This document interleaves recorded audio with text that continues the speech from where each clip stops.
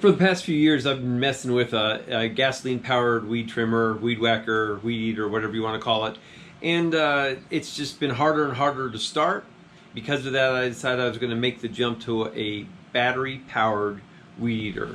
More specifically, a Kobalt 40-volt battery-operated weed whacker. Hi, I'm Dave from housebarons.com. Typically, you see me or my brother or my son working on houses, renovating and the like. Today we're going to take a little bit of a detour and unbox this tool and give it a trial run. Alright, there's the contents of the box. Battery charger, the battery, the cover for the trimmer, the actual trimmer, and the handle. Alright. So there's the battery charger. It's a 2.5 amp hour battery. This is the guard, some directions, and right here's the guard. And we flip it over, and you can see right there it comes with an Allen wrench that's taped into it. And these are the two screws that the Allen wrench will fit in. Side to line up, snaps right in there. That one and that one is where the screws go. We'll just go ahead and start them. They have a washer on them, so you want to make sure that washer stays on the screw as you put it in.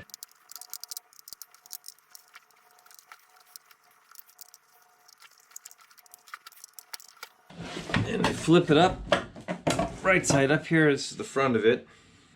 We'll just go ahead and snap this guard in here, like so. And I guess you can put it up like that if you need be, but we'll keep it in a down position. Protect the line from getting whacked off prematurely. Right, so the trimmer comes disassembled. We're just going to go ahead and put it together. This silver metal pin is going to end up sliding into that hole. We'll just press it down. And there, it snaps in. Good to go. Alright, the handle comes pre-assembled like this. So we'll just unscrew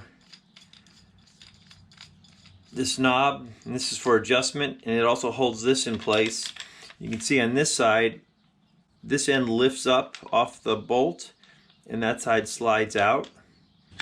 Alright, so we can install this handle upside down. Slide that one end in, and then this one will press over the bolt.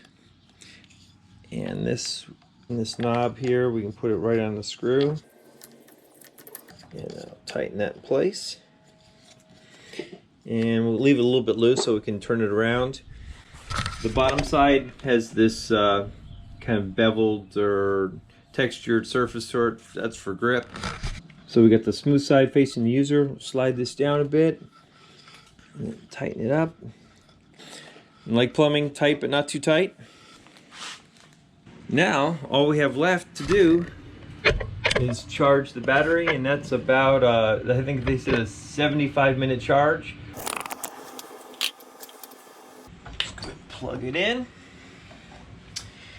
And then the battery, the front of the battery faces the front of the charger. Press it in, and it'll start blinking right there. And that's telling us it's actively charging. If that were red, that would mean the battery's hot, so it has to cool down first.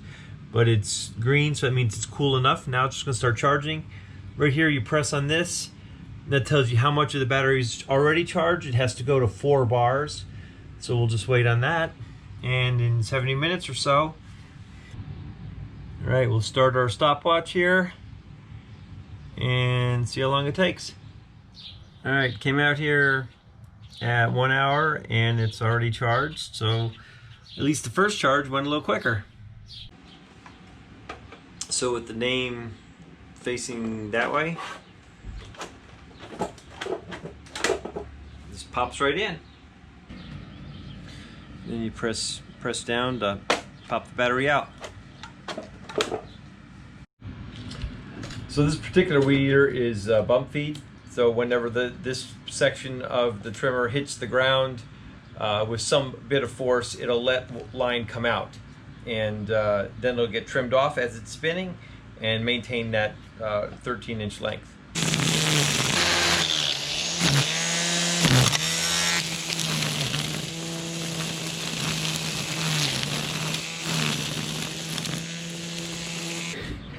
But I'm going to go ahead and change this from the 13-inch line setting to the 15. So basically I have to just unscrew this and turn it around.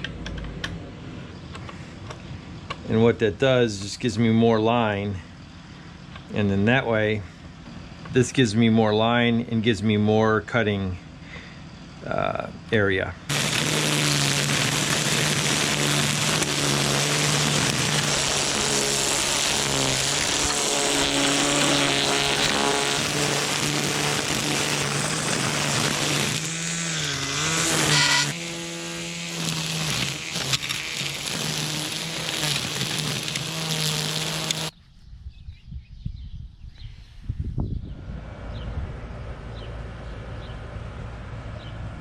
All right, well, that's about everything. This thing worked out really well.